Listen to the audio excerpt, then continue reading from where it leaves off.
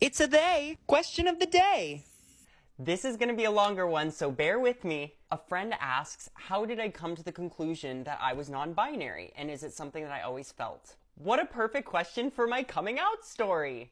So it all started when I came out of the womb tap dancing in a bedazzled onesie. Just kidding, I'm gonna fast forward. I didn't know about the non-binary gender identity till spring of 2020, and that's coming from an out and proud member of the LGBTQ plus community.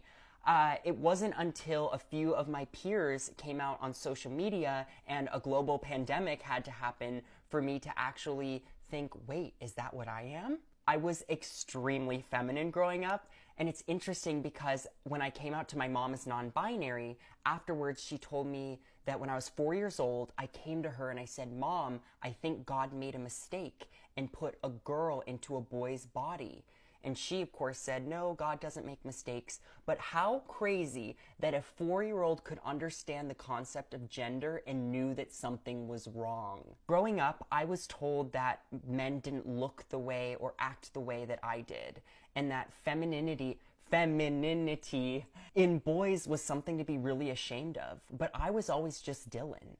And in the moments that I tried to be more masculine or wear, more clothes that looked more like a guy, those were the most uncomfortable moments of my life. And I remember being terribly bullied in the middle school locker rooms and then in high school. And in those moments, I shed parts of myself so that other people could be more comfortable. And now, just today, I am rediscovering those pieces that I left behind years ago. After a few months, I found a fabulous gender specialist to talk to, and he basically was like, you didn't need me to confirm that you were non-binary. You already knew that coming in. But it's so nice to have a little bit of support from a medical professional. I finally came out publicly 6 months after the first time I told someone I was non-binary. Looking back, I've lived so much of my life feeling that way, if not all of it, and I just didn't have a word for it. But now I do, and it's so nice to just be Dylan and letting that be enough. And I've never been happier. I just feel like God and the universe and everything in my life is sort of clicking in right now like a shoe into a SoulCycle bike.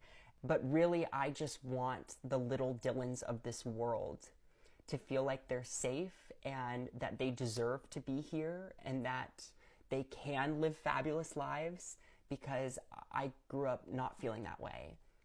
So let's make them feel supported. See ya!